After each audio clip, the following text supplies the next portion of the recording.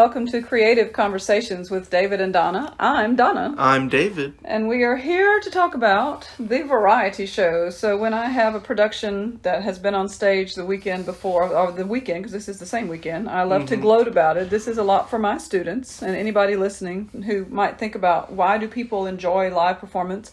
We will try to make it to where you understand the excitement that comes with a show.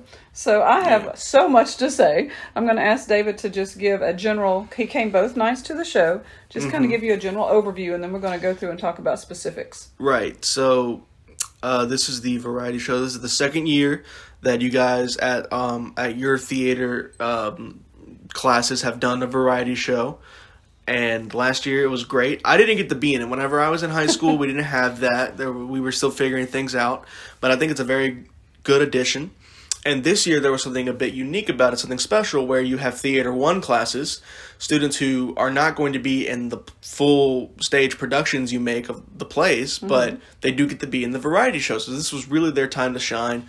Lots of new faces of people I'd never seen before. I pretty much know everybody in the theater classes.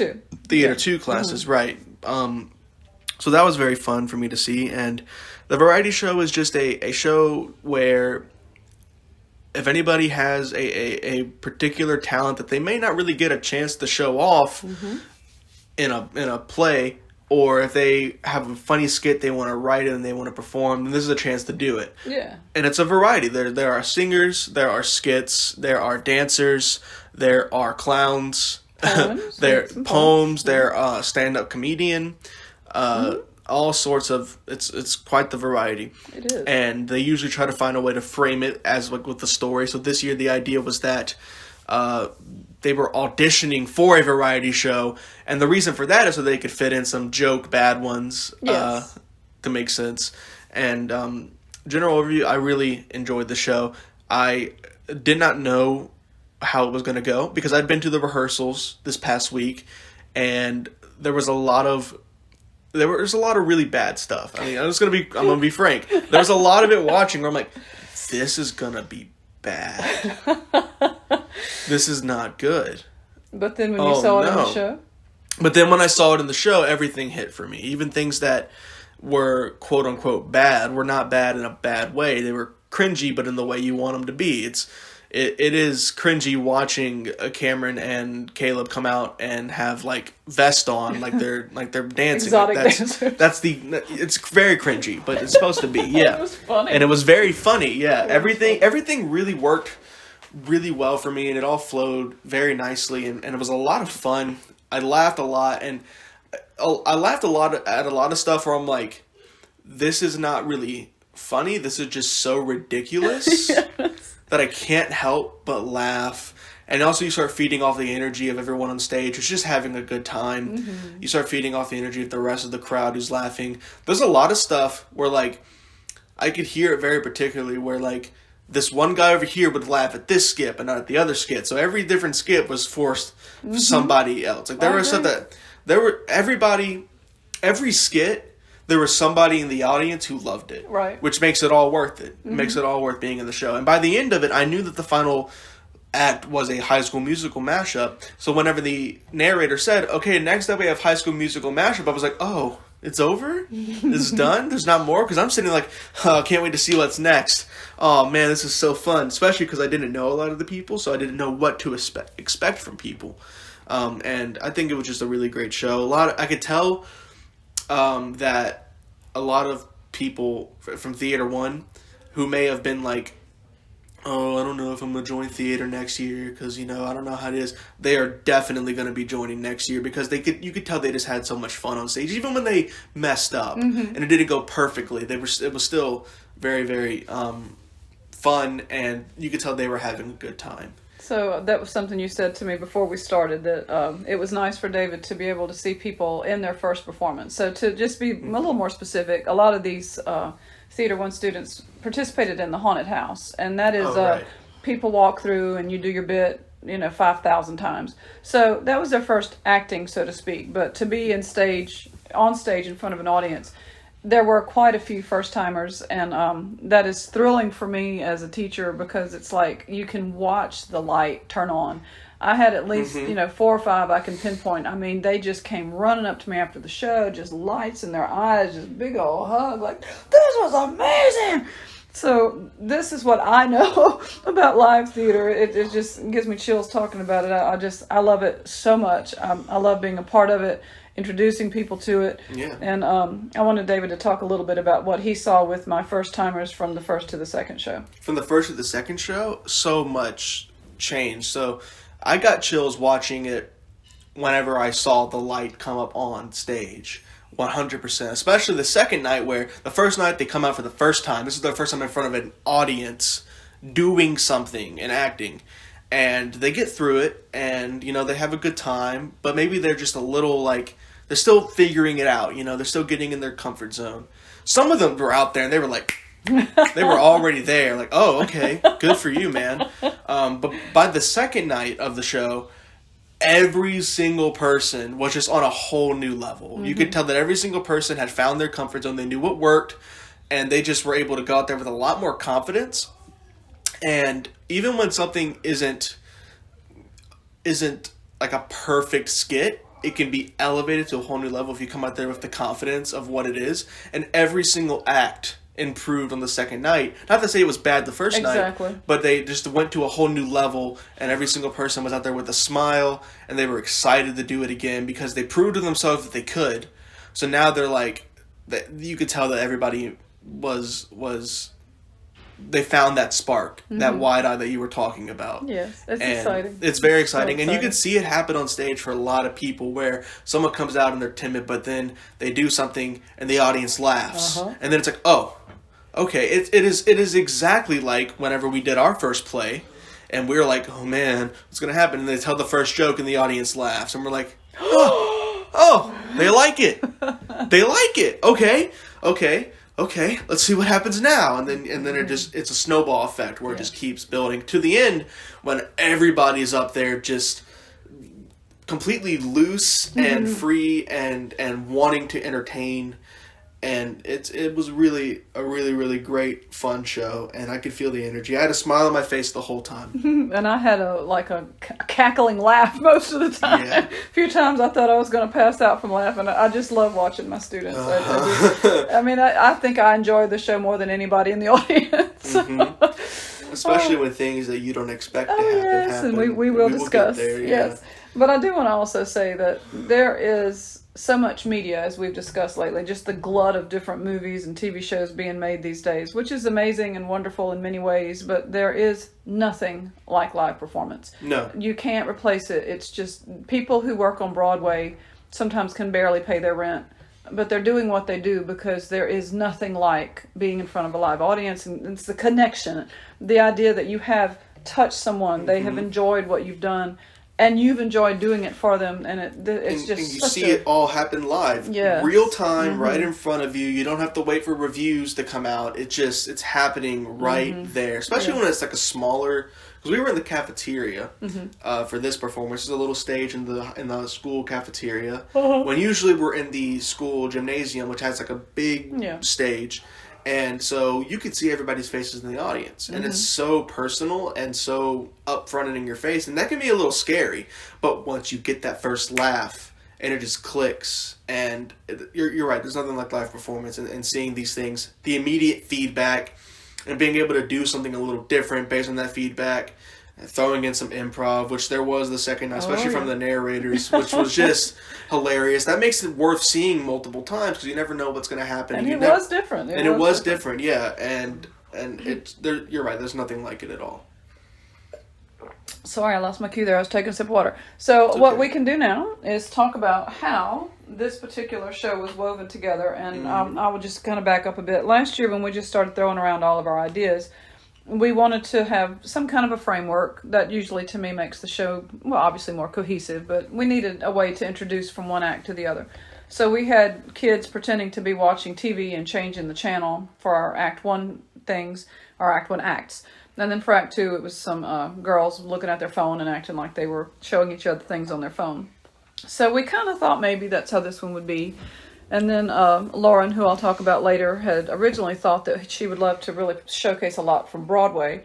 We could kind of let this be like our variety show all based on Broadway, but there were just not enough people who wanted to do that, so that didn't really work out.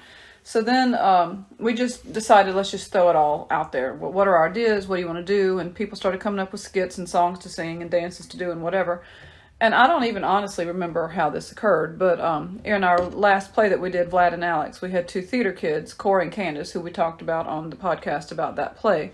And it was like, well, let's just let them be the narrators. They can do their crazy scene from the play again. So for anybody who didn't get to see it, It the Musical, which was hysterically funny on stage. And Corey and Candace have gone on to be big stars. And now they want to give people their own chance. So they are auditioning for their own variety show. And then the reason they got their big break is because the other character in the play, Alfred... what was his last name? Browning. Alfred Browning. He actually didn't choose theirs, but apparently had worked with them also in this particular storyline. And Alfred came on to also help host the show. So we had 2 narrators and then 3 just when Lane came on at the end of the first act. So that was our framework. So that was cool. And one thing about that framework is that my student, Eden, who played Cora, was it Cora or Candace? She plays Candace. Candace. I never can keep that straight. But anyway, she played Candace in the play, and I said, I want this to be the framework, and she started writing the script, and she wrote the whole script. I mean, I looked at it, and I said, what about this, and changed that, and whatever, but, I mean, just absolutely came up with some cute, just in-between stuff that was more than, okay, here's the next act. Okay, here's another act. Okay, here's the next act. It was cute, it was just, I mean, stuff that I don't know if I could have even come up with. And so as a teacher, watching someone like Eden, who is with me now for her 3rd year, she's a senior, she started with me as a sophomore, timid, just, I mean, quiet, didn't even know she was in the room until we did our first play. And then it was like, who is this girl? Just hilarious. And just has completely grown into not just a phenomenal actor, but she wrote several things that we used in the play, or I should say in the show. And the script itself, to me, made the show. So I'm so proud of Eden for just all that hard work.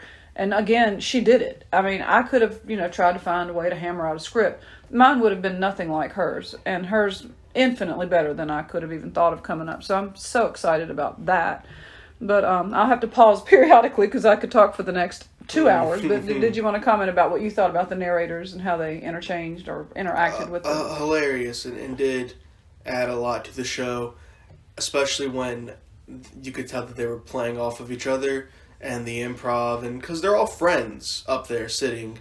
So Maddie and Lane sitting up there as Cora and Alfred, and all playing off each other and having a lot of fun. Especially the second night when they were relaxed and they could start like improving a lot more and making a lot of jokes and things that I didn't expect. So like that was some of the funniest parts of the whole show for me, is when they did that.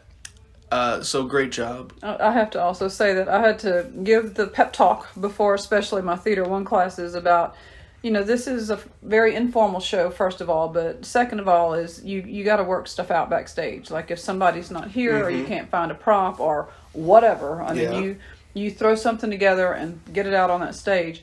And some of the best stuff I've ever seen live is like that. It's not exactly what you meant to happen, but then you throw it out on stage and it's just memorable. It's so funny. It's just, I don't know how to explain it. Just some of the best stuff I've ever seen. And a few examples from tonight or last night. So I will be sharing some of those. Right. But I'd like to go through the acts that we did so I can talk specifically about the different things so that my students who listen to this will hear what I thought. So we started with a song from a Broadway show. We did have a few. So Lauren's idea came through a few times. But Lauren and Josh sang Suddenly Seymour, and they both have phenomenal voices. And just hearing them sing individually, but then together, just strong. I enjoyed that song so much. What were your thoughts? I think they did great, but my favorite part was later at IHOP when it was stuck in my head, so I kept singing Suddenly Seymour. And you were sitting at the table with Lauren. We were sitting with Lauren, yeah. So we were just like ranting like, Suddenly Seymour, and then we started like putting in different things like cheesecake galore. Yeah, and that's how they came up with the idea for our next musical, by the way. Right, cheesecake galore. Yeah. Where they're gonna steal the moon to get all the cheese to make the ultimate cheesecake, cheesecake galore. But that's a podcast. Well, for I was another gonna say, day. to totally digress just briefly, what was the name of the character y'all came up after the last? I mean, at the last. Flabby, right? Because I was talking to Alex and at the IHOP, at the cast party at IHOP, and he was wondering what y'all were laughing about, so I was explaining the cheesecake thing, and he was like, well, what's that other character? And I couldn't remember Flabby's name, but we started creating our own version of incorporating Flabby into the cheesecake galore. Yeah. So that's, again, a conversation for another day. But we have lots of inside jokes in theater. That's, again, what makes us a family. Mm-hmm. So moving on, we had a boy who likes to write poems. Now, this is a boy that I taught last year in junior English. And again, quiet, would hardly know he was in the room person. But now that he's in theater, he's just really found his confidence. He writes beautiful poetry. I mean, they could actually be turned into songs, I think, very easily. But he had 3 different poems, and I have a boy who was in my English class last year also, who was just always rowdy and just, it's like, dude, can you just chill yourself out? You know, I like to work with all my different personalities, but Eric, he knows, we've talked about it. It just really, got on my nerves. But he took theater this year, and that kind of kid normally does better in that kind of a class. But I did not know he played guitar. So he had his guitar at class one day, and we decided to have him as just kind of very soft background music while Jordan read his poems, just to add some variety, since it is a variety show. And for all 3 poems that Jordan performed, it was just, I kind of felt like a little quiet break, kind of like coffee house background type stuff. I just thought it was very nice. So I liked the break. Mm-hmm. It was very different. I liked the break, and I liked adding the different variety. I think it's a great idea when any opportunity you can get to do something different. Also, I did like the poetry. I thought it was very well spoken, and the guitar was nice, and it was just very relaxing. It really was. Yeah, it sounded like a lot of stuff you would say. So that's what hit my mind. I liked the break from the laughter, a chance to catch your breath. Yes, I agree with that. Mm-hmm. So we purposely, when Eden started writing the script, she wanted to be like the judge of the acts, and she's like, well, should I say mean things about some of them? I don't want to hurt anybody's feelings. And I'm like, oh, well, we got to fix that. Let's just have some people who purposely do bad auditions. Mm-hmm. Well, when you start talking about bad auditions and you think like about the High School Musical scene where Mrs. Oh God, I can't remember her name. What's her name? The drama teacher in High School Musical. I don't know. I know it. It'll come out of my head in a minute. Anyway, she's sitting in the audience watching all these awful people come and sing completely off key or dance off the stage and knock stuff over or do something so disturbing she tells them to go get help. Miss Darbus. But anyway, so when I threw out, let's throw in some bad auditions, I had almost more people want to do that than actually perform because you could be so goofy. So we had quite a few of those, and our first bad audition was Lauren, the one who had sung Suddenly Seymour, and Jason, who is a phenomenal dancer. They decided to do a bad audition where she comes on by herself, and then he jumps in, and they're fighting for the spotlight. It was really, really cute. Mm-hmm. I enjoyed that one. So then we have a scene from Lorax, and so before, that was terrific. Before Eden knew she was going to be the narrator, she had decided that she wanted to lip sync the song How Bad Can I Be, which is sung by the Onceler in Lorax. And can I tell y'all, if you have ever seen the animated Lorax and this tall, skinny, black-haired person with the green jacket, I mean, Eden is the Onceler. I mean, I would have never thought it. She got the moves to pull it off. I mean, the whole package. So it's like, this is not just amazing. It's perfect. Like, how in the world? Wow. So just the idea of it, watching Eden get up there, do the Onceler, that was worth whatever it took to get it up there. So because we changed her to the narrator, it's like, well, how are we going to work this in? And again, totally her idea.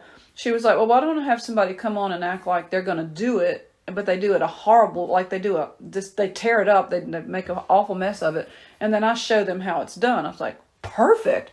So we had a student from Theater 1 come in and just start kind of halfway acting out, cutting down a tree. And the Lorax, who, by the way, I have to also say, is Lane, the other narrator who came in as Alfred. Phenomenal actor. I mean, picked stuff up on the fly and just ran with it, and you would have never known the difference. But for Lorax, he came out, and I had bought an orange kind of all-in-one nighty thing. And we made, well, to rephrase, I made this foam cutouts of the eyebrows and mustache and attached it to a yellow pair of sunglasses. And I mean, it was just hilarious in itself. That was so funny.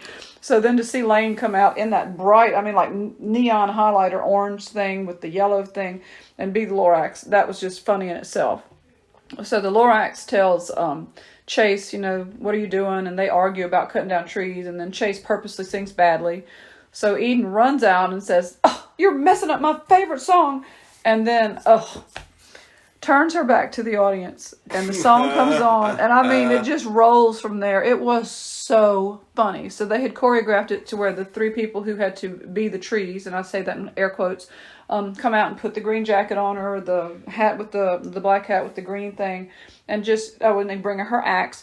So she's just dancing and moving those hips. A tall, skinny girl, the hips just go and go. It's so funny. So much expression on her face.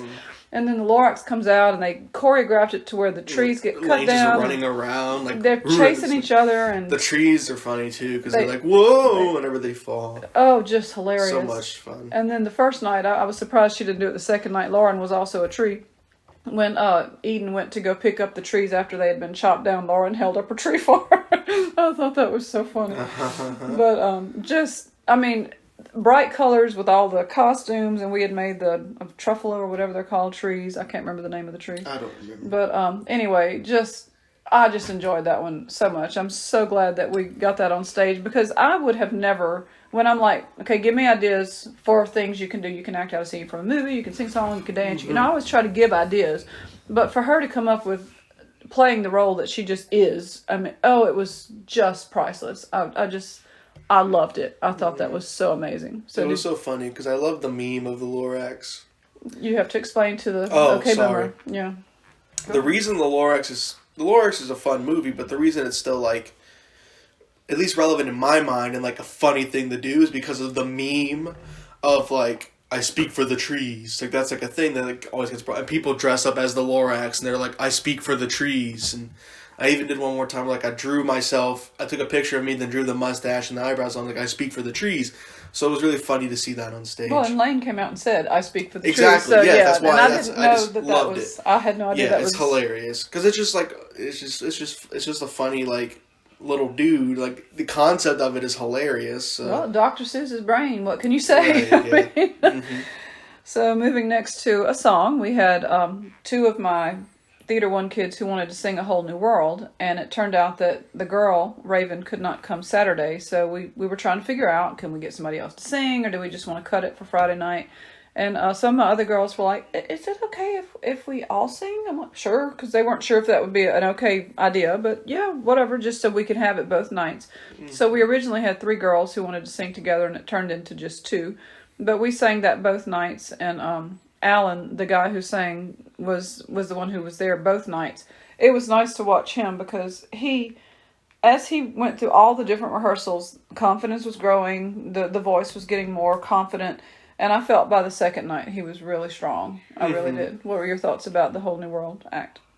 The part that just stuck out to me was that his name's Alan. I did not expect him to be a singer, so that was just a cool little thing. I was like, oh, he's doing it? Like, okay, because I had seen him in rehearsals where he does a lot of skits and stuff like that, but then also, he's going to sing?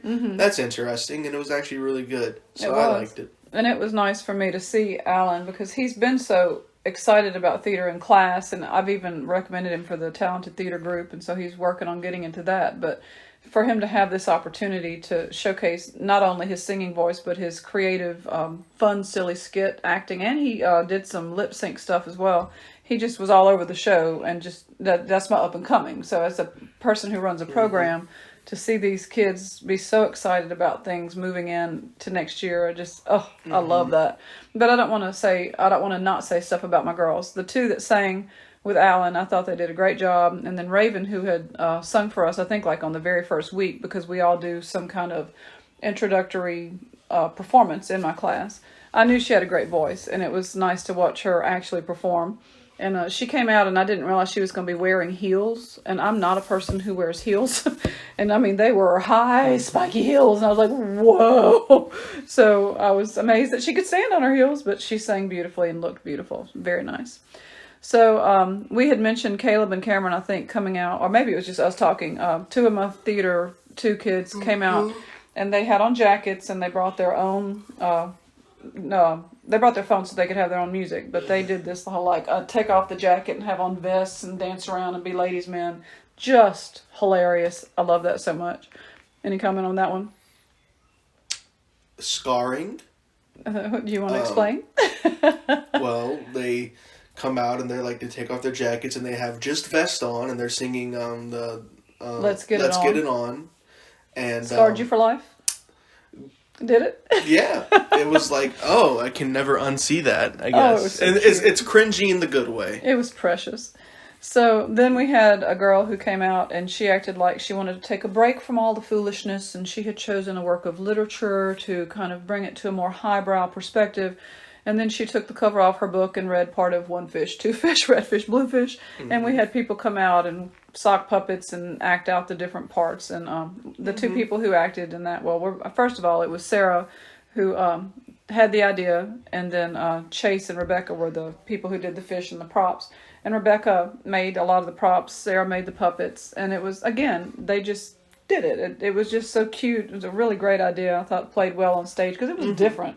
It's just not your normal thing you see, you know. It was nice. I did enjoy it because of the variety. Correct. Not something that I would ever. It's a great idea to do in this because it's not something I would ever want to go see just that. Exactly. You know, but I think it was a great idea because it was like, what can I do that is unique and different? And it actually was kind of funny. Unique and different. It was unique and different, and it was funny because you don't expect it to be. Like, you first hear and you're like, okay, what is this girl talking about? Yeah. Like some literature. What? Yeah, it's like, okay, what is this going to be? So then it's like, oh, this is actually kind of cute and kind of wholesome and funny. And the sock puppets added a lot to it when just simple things like that. I thought it was a great idea and a great addition to the show. I did too. So the next thing was another poem that we've already talked about with Jordan and Eric. He did 3.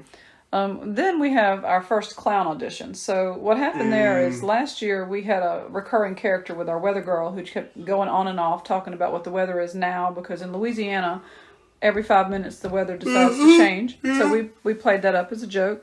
And so Mallory, who was with me last year and couldn't be in theater 2 because of a schedule conflict, is back with me in theater 1 class to get credit a different way, which is not the point. But anyway, she said, it was funny how we had a recurring character last year. What if we have a clown who comes in and auditions a whole bunch of times? And I just thought that was an amazing idea. I loved that idea. It was so funny. And totally her idea. So she couldn't be there both nights, and her friend Kylie, who was in Theater 1, learned all the parts. And both girls kind of did their own spin on all the different crazy things. They tried to juggle. They did something with a hula hoop. They did a rabbit in a hat that was just totally obvious. They did a silly card trick. But all the different ways they did were so cute. And at the end, they played a song on the recorder, and they finally were accepted by the judges. Which was kind of I really love when the audience was getting into it, and they really were getting into it, especially the first night. Who played her on Friday night? Kylie was there was like one of the second to last thing she did before the recorder was the hula hoop. The hula hoop.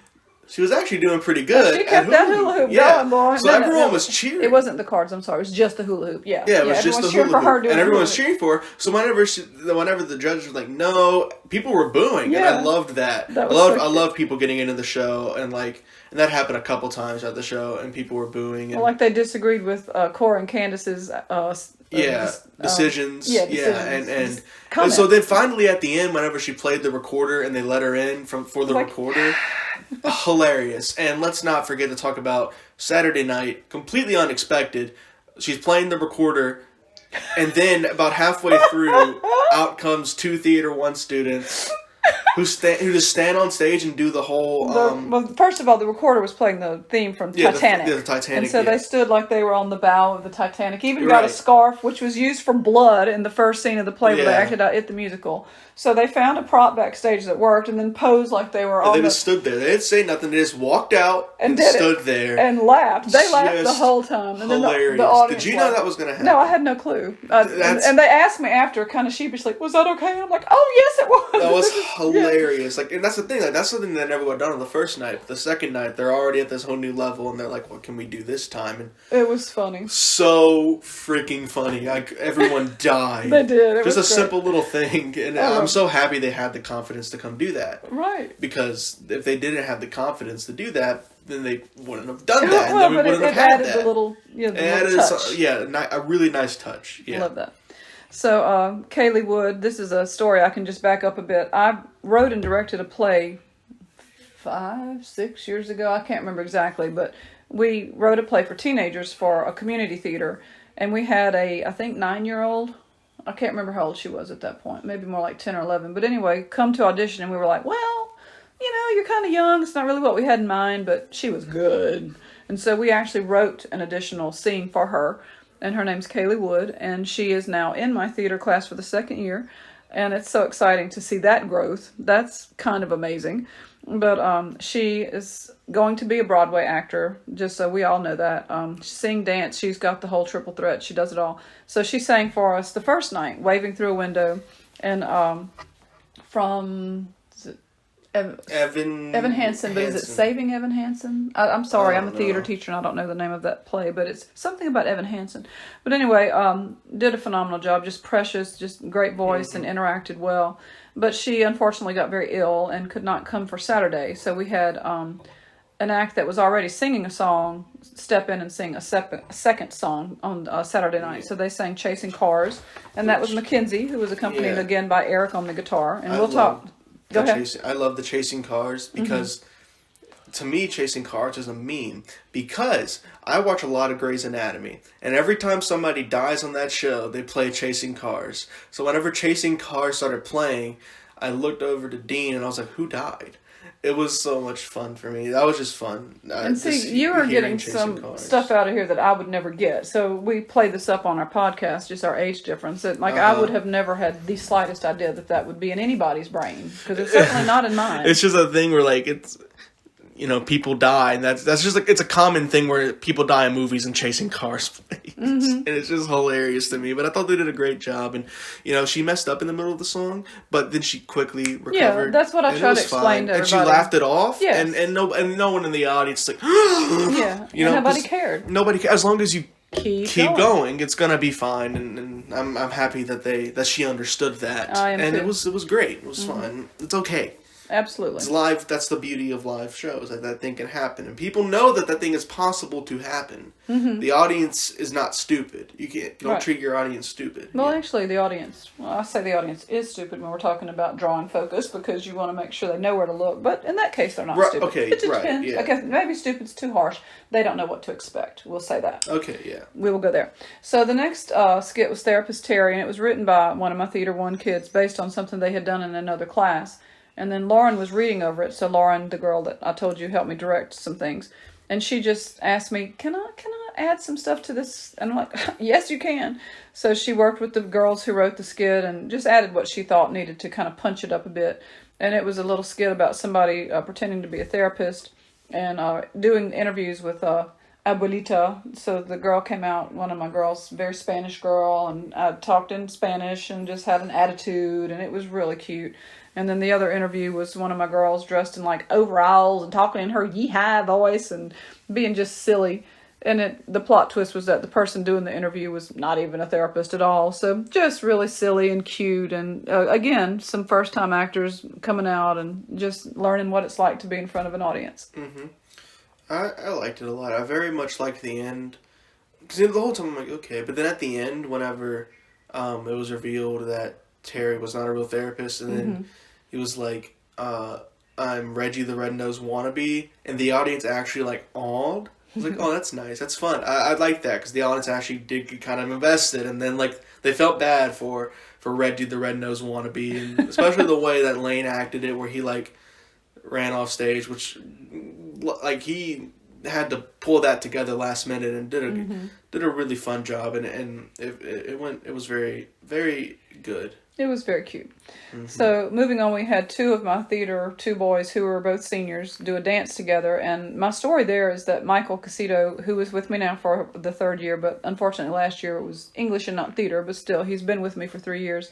he danced for us at the beginning of this year as his first performance for the class. And I was just looking at the child going, why didn't you ever let us know that you could dance like that? I did not. I did not know he could dance until last night or Friday night. Yeah. I mean, I was shocked, and it's not just dance; it's really good. I was like, wow. And then Jason, who was with me as a sophomore, we found a way to incorporate a dance with the first play we ever did. There was supposed to be a fight, but he and his partner Nevaeh turned it into a dance-off, which we, of course, incorporated into every other thing we did after that, because watching Jason and Nevaeh dance-off, it had to be in every show.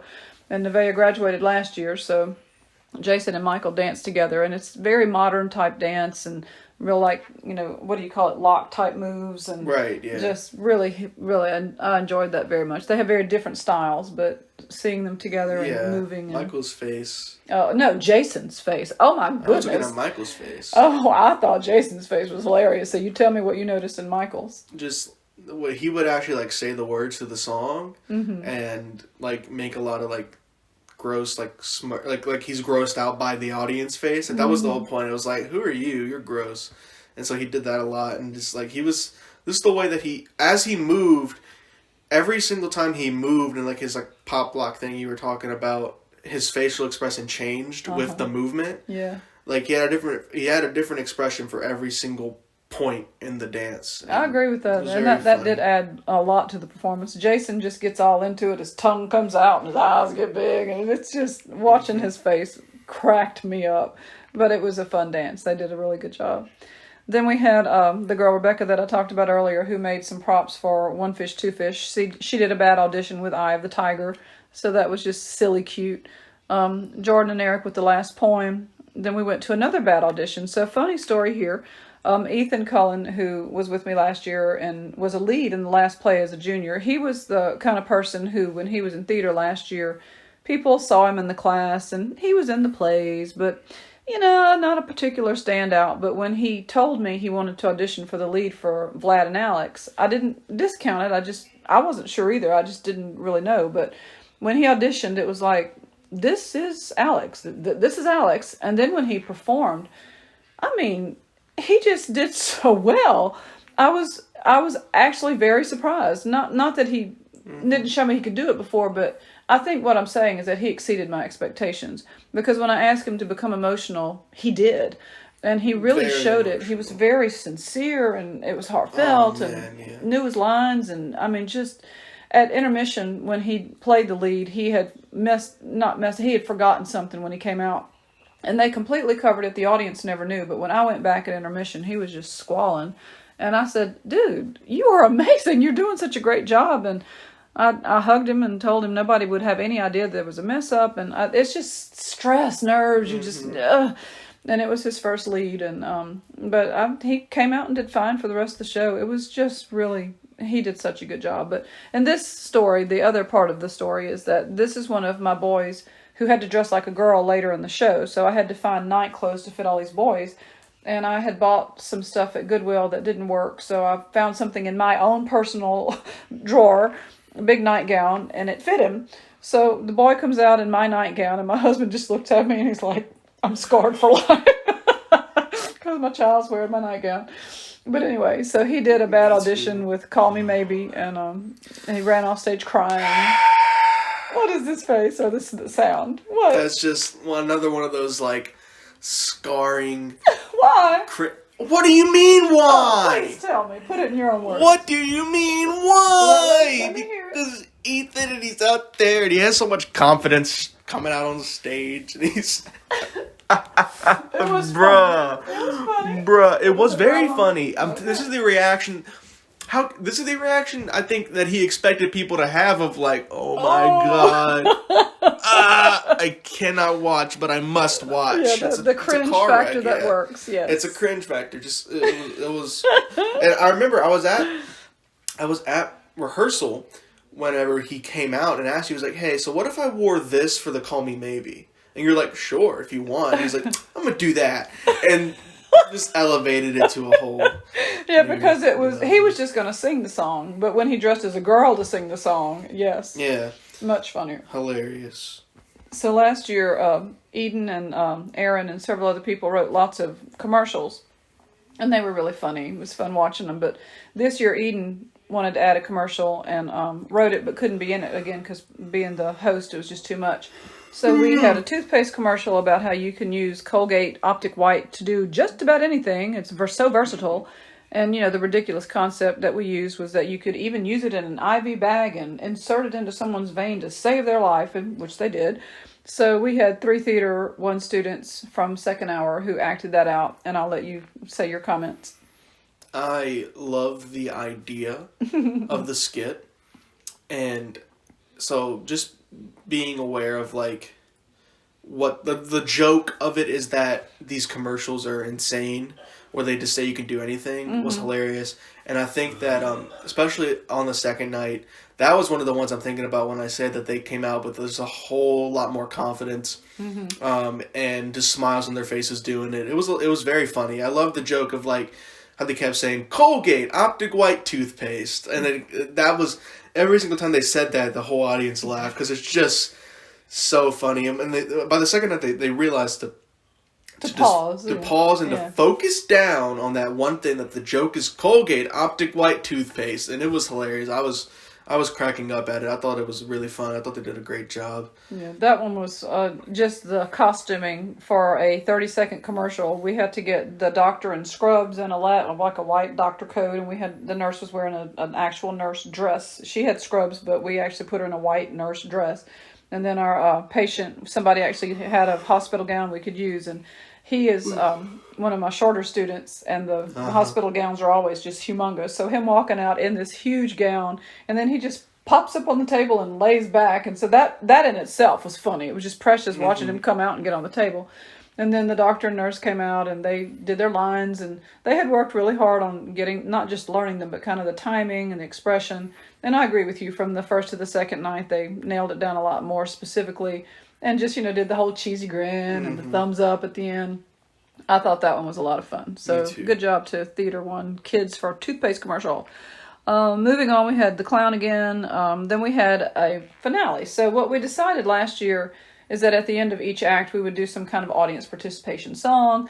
And this year, we had so much fun dancing into my classroom one day to I Want It That Way. So just to back up and give a little bit of frame of reference for anybody who might not know, on Fridays, and now I teach block schedule, so either Thursday or Friday, when I have my students for theater, we play some kind of a song for a dance-in song. And it's normally September by Earth, Wind, and Fire, which is one of my all-time favorite songs.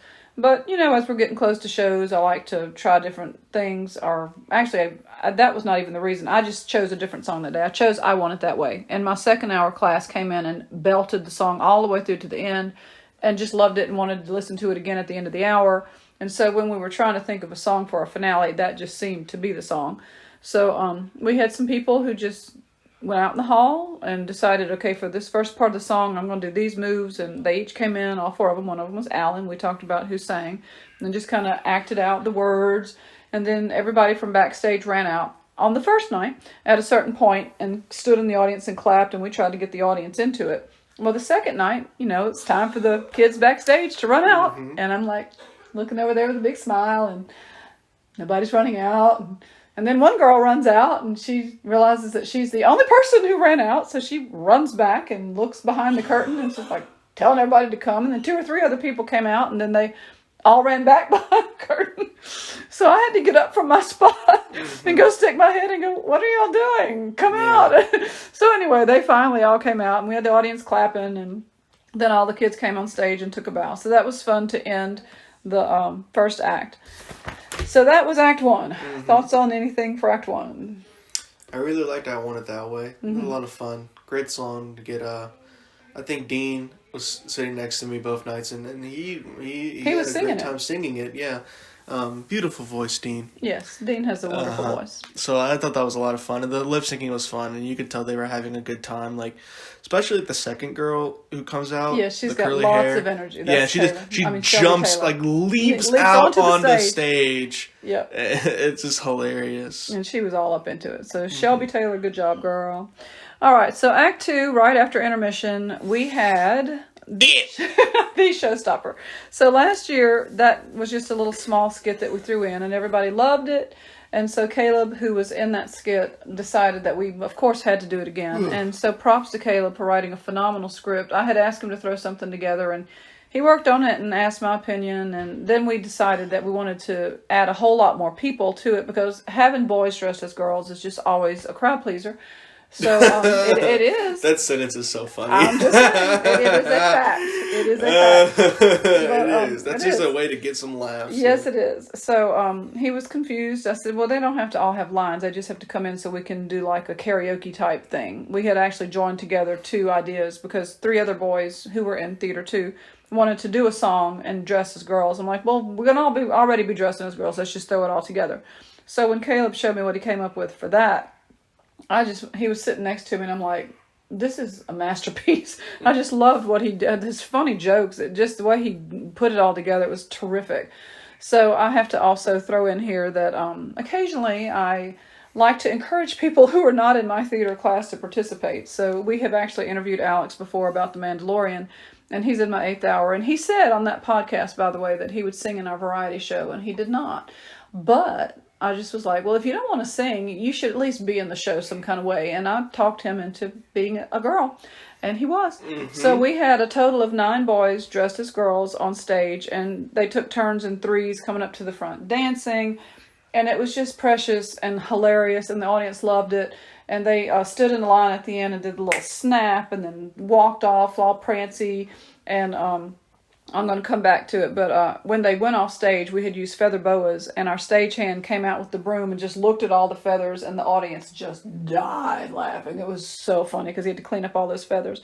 But to get back to the skit, many years ago, I staged a play with boys dressed as girls, and I bought online these plastic boobs that just kind of sit on top of your chest and tie across the back. Nowadays, they're much more fancy. Like you can buy like almost like a vest with like actual breasts. Like for men who do drag, I couldn't find those. I was looking for some more. But anyway, so instead of just using bras that we could stuff, we had the plastic boobs. And that's been a joke for more than I can even try to explain on here. But anyway, during the dance last night, Caleb's boobs fell to his waist, and it was absolutely the most hilarious thing I think I have ever seen on stage. Mm-hmm. Oh gosh. And then Jason's boobs, I think, came untied, and so he's trying to do his dance and hold his boobs. It was so funny. So please comment. David? No, David can't comment. I'm just staring at the floor. Okay. Sorry. That was great. It was so funny. Oh my god. You have no comment. The first night was funny. Right. But the second, his boob falls off. I mean, I'm sorry. And then there's something, the other girls are like, they make a guard around her, like it's just hilarious. They're like, they circle around in a garter while she fixes it. It's just so freaking funny. And also just the skit itself was funny. They go, ew. Like, I'm Stacey. Right, like Jimmy Fallon's skit. Yeah, Jimmy Fallon's Ew skit. Yeah, so they were doing that, and they actually at the beginning they did. They were like, "Let's play Spade Round," and then Cameron Beale, who was playing a girl, pulled out a picture of Cameron Beale, and they've been like, "Broccoli, ew," and he pulls out Cameron Beale, and why, ew, and they pull out a picture of Cameron Beale, and Caleb goes, "Ew," and he goes, "No, he's kind of cute," and he starts making out with the picture, which is of himself, and it was a very not good picture because you could tell that, like, even if you didn't know Cameron, you could tell that was him. Just hilarious. It was so funny. So funny. And again, that was Caleb's skit. He wrote that, and I read this. I'm like, this is just hilarious. I loved it. It's very clever. It's very clever. I like seeing that a lot.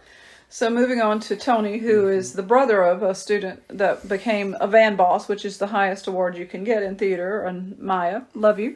But Maya's brother Tony is now with us, and he just has this energy about him, just this bright face, and he lip-synced to Death of a Bachelor to screaming girl fans. So 2 girls sat on either side while he danced around and just owned the stage. He was dressed all in black and took off his jacket, and they fought over it, and then the girls chased him off stage and almost knocked the curtains over last night, which was another hilarious thing.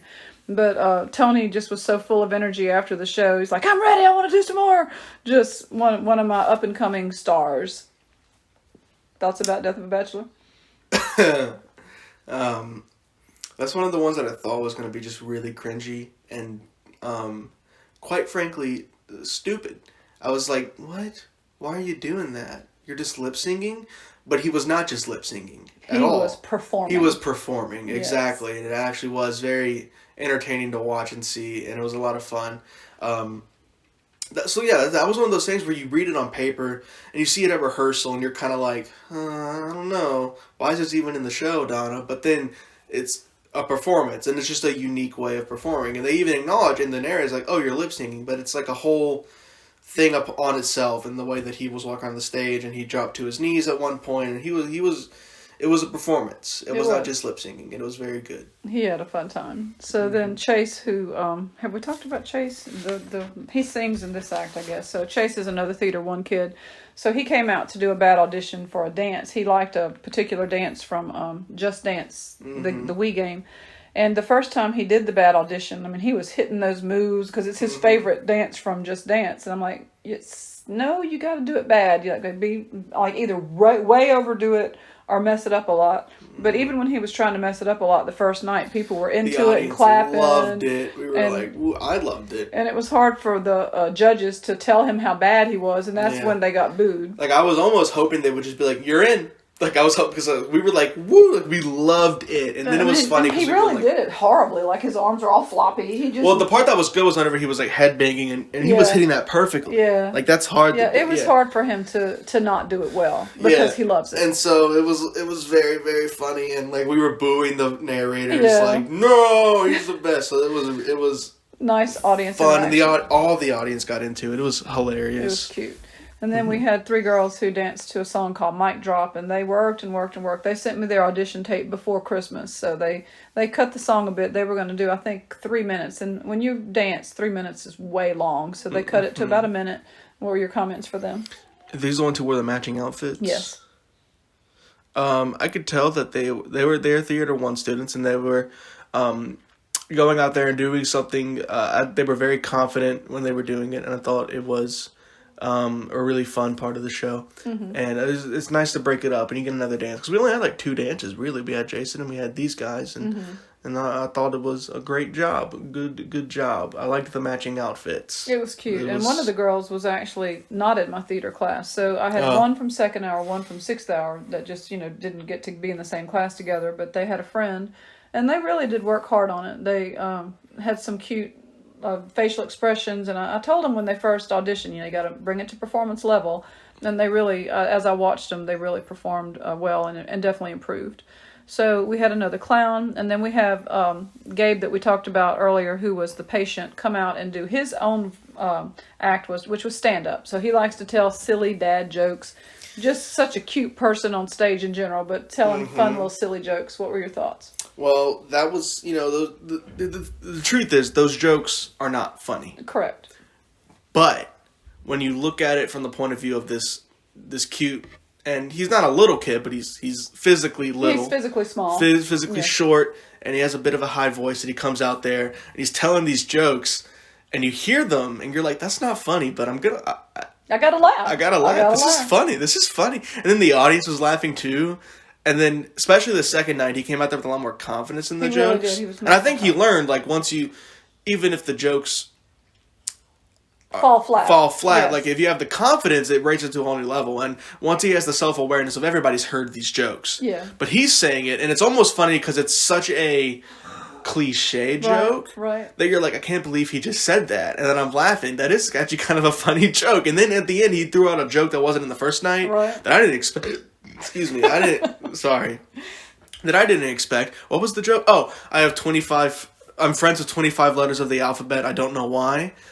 I just started cracking up. The whole audience was cracking up. It was a lot of fun. I'm very proud of him for having the confidence to come do that. Because he was the only stand-up. Oh, it's there have been multiple times where I'm like, I might get on stage and do stand-up, and I have never done it.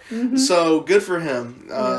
keep doing what you're doing, pal. I thought it was precious, and my husband said, "Hey, I can totally see him learning to just really deliver. Like he liked what he did, but he's thinking, just keep working on it and just learn how to slide those punchlines in even more. Just could be a complete like Broadway or maybe Las Vegas style." He was very impressed. And I just love that Gabe wanted to do it, and I was glad that I was able to give him the opportunity to do that on stage. So we had a song, Just a Kiss, from Chase and another Theater 1 student, Bree. They sang a very short part of it, but nice voices together. And on the second night, there was a mic issue, and Chase just acted like it wasn't a problem and sang anyway. So maybe not everybody heard him, but I enjoyed how they were just kept going. Tech was trying to tell him to move forward so that the other microphones would catch him, but he just was like, whatever, and he just kind of kept going, and it was perfectly fine. He did well, and Bree did well. Those are the two, by the way, that came out and did the Titanic pose. Oh, right, so they were cute. Any thoughts on that one? It was really funny the second night when it wasn't working, and I'm like... But they just kept going. Look at them go, okay? Yeah. They didn't even think to share didn't miss the a mic. beat. They also didn't, she didn't even think to, Yeah, and, even the narrator were trying to hand them their mics, and he's like, no, he's fine. He was fine. Didn't miss a beat.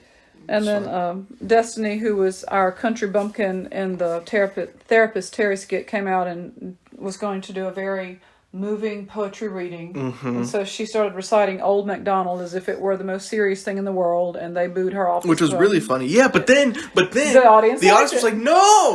It was hilarious, because poetry slams are kind of cringy sometimes whenever they're like, I fight and the life is hard, and and it's like, okay, yeah, we get it, life is hard. But then she's like, it's just hilarious. Like she's just straight face, full confidence, EIO, like just freaking hilarious. So the audience was like, woo, we love it, and they were booing her off, and we're like, no. Well, the hosts were. The hosts were booing her off, while the audience was like super into it. Which I thought was just hilarious. Yeah, so you never know when you're writing things that you expect to go a certain way, what the audience will do. So then the next was another scene that Eden had in mind before she knew she was the narrator, and it was, I can't remember where she got it, but somewhere online there was this scene where they acted it out, and they had a prop, but then they switched the prop, and so they did every line again with a new prop, and it was very clever. And the people who were in that were Eden, Josh, and Lane. And Josh had been the one who sang earlier with Lauren. And just the three of them, when I saw that in rehearsal, I could just, these are theater too.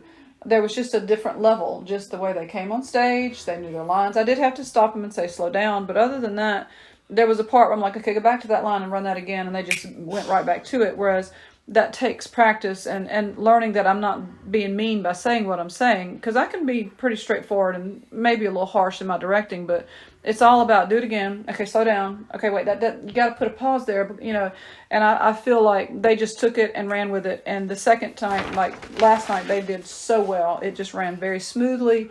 It was fine the first night, but it just had a little extra polish last night. It was I thought it was hilarious, and I had seen it a couple times in rehearsal. But even last night, I was laughing because it's just so funny, and what a great concept. The idea it's a husband and a wife arguing about a roll, and the husband's like, "Stop making these rolls, and they're so disgusting, and you gain weight when you get them." And then it's not that funny, But then at the end of that skit, Lane comes up and says, let's try with a different prop, and they give him a baby. So they did the exact same scene over again, but it's with a baby. So it's like, would you stop making these? You gain so much weight, and it's disgusting. And it's like, let's give it to the neighbors, and just throwing it around, and Eden catches it, and she's like, you almost stained the carpet. Moving her hips like she does. Yeah, add the Eden twist. Eden got the moves. She got the moves. Let me tell you. No doubt. Just hilarious. Great scene. One of my favorites. It was fun. And then Nate, one of my Theater 1 students, wrote a skit about two nerds who had the crush on the popular girl. And so Alan, who had been a singer and a lip syncer, was now also dressing as a nerd and acting. Nate, who played a girl in Ew, and also in a later production, was playing the girl here, even though he wrote. He played a girl 4 times. Yes, he did. So Nate has found his calling. And then Tony, who did Death of a Bachelor, dressed as a nerd. So again, 3 Theater 1 students. Nate's been in talented theater, so he has stage experience, but still, they're in Theater 1. Pulled off a really cute little nerd skit. They just completely nerded out, and I liked it a lot. Yeah. Yeah, that was real cute. Did I love the way they were talking? Yeah. I kept talking like that the rest of the night, like, dude, this plan will work flawlessly. Oh, so Hilarious, funny. yeah. It was, they captured nerds. It was just great. So moving into another bad audition, Nate again, still dressed as a girl, with Cameron, who was in the ooh skit, but he this time was not dressed as a girl, and he was also, Cameron was the one who was in the vest with Caleb earlier. So they pretended to be twins, and they were arguing that they didn't have their speaker charged, so that meant Nate, as a girl, had to beatbox while Cameron did horrible break dancing on a piece of cardboard he found and brought. It was silly. It was really cute. What did you think about it? It was funny. I liked it. Yeah, it just they call me, here's my card, and we're going to be in Phoenix next year or whatever. Mm-hmm. Just added all kind of stuff. But they're both talented theater kids, and they just threw together, honestly, just an improv. But it was really cute. Mm-hmm. So we had one of my girls who brought in one of her friends to sing Smooth Criminal, the version from Glee. So they sang together, and then we had 3 of our other girls come out and dance in the background, kind of briefly, but with the whole hat look like they have in the video. So I thought that one was nice. It was a different kind of vibe for the song. Mm-hmm. I like the different vibe. I think the girls had very nice voices. They really sounded very good together, and I thought they both looked very confident, which was good for me. Mm-hmm. Burning House, we talked about Mackenzie and Eric. Eric playing the guitar.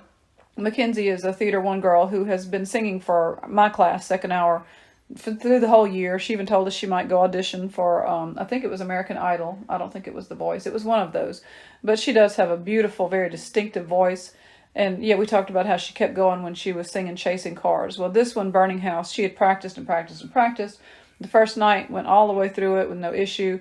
Last night, one little small hiccup, and she makes this face where she goes, and then just goes right back into the song. So she absolutely just was precious in that little one hiccup, but just still kept going. Beautiful voice, and the way Eric played the guitar with her, it was, I thought, very, very nice. Mm-hmm. Any thoughts on that? That was good? We already talked a bit about it with the Chasing Cars. I thought it was great. Okay. Great voice. And then our last bad clown audition here was where we had the playing the song on the recorder and the last night with our posing. And then we had something that one of my people in Theater 1 did as their opening performance. They read a version of Cinderella where all the different phrases are switched around. So the name of the story is Rendersella. And in the story of Rendersella, we have the Pransom hints, and Rendersella slops her dripper. You get the idea. So when she just read it to the class, it was hilarious. And I remembered it when we were getting the variety show together. So I asked her to do it. And then because we already had so many boys dressing as girls, I just had them put on clothes to look like, fairy tale. So we had Nate, who had dressed as a girl, like we said, 4 different times. So he came out as Rendersella, and finding a dress that would fit him, and then a big enough dress to go over to look like the rags, and shoes that would fit him was quite the challenge. But it was just so cute. I mean, the idea was funny. The way they acted it out was funny. I just loved everything about it. What did you think? Slipped dipper. Yeah, well, slop your dripper. Slop your dripper. That's right. Yeah. That was hilarious. Like, you gotta slop your dripper, which is so cute. And then it fitted it. Yeah. I was dying at that, and then it's like it fit it. This probably makes no sense, but you had to be there. Like, the first word, the first letter of all the words were switched around, and so instead of saying it didn't fit, it fit it. It fitted it. It fitted it. Oh, it's just hilarious. I was cracking up the whole time. And then our last thing for our finale was the High School Musical mashup. And Lauren had worked with that particular cut when they were doing some kind of sleepover for a choir she's in. And so she instructed and directed all of my Theater 2 kids into being the different roles and stand here. And this is a choreography. Run it again, run it again, run it again. And she just absolutely took that over. And so they went through that entire mashup. And then we started the song All in This Together over again. Pulled everybody out from backstage. Clapped with the audience and came on and bowed. And we're getting well past our time already, so I'm trying to wrap it up. But I enjoy so much watching them run up and dance. And then I kind of wait a minute and they see me and I come out in the front and they chant my name. So that's always amazing. And then we acknowledge tech and get everybody up for the final call and just had a blast. So all of my theater students, I'm very, very proud of everybody. It was wonderful. I had a blast.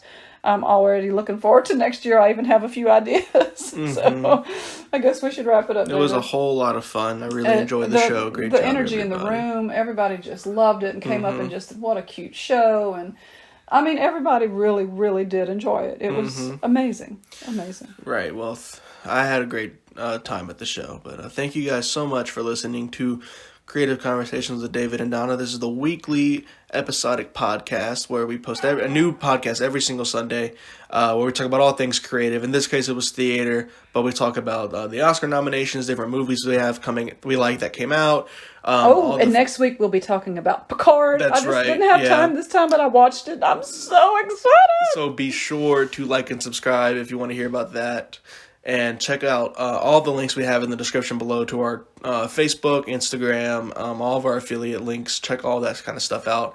And especially don't forget to subscribe and turn on the notification bell. Thank you guys so much for listening to Creative Conversations with David and Donna. This has been David. And Donna. Stay creative.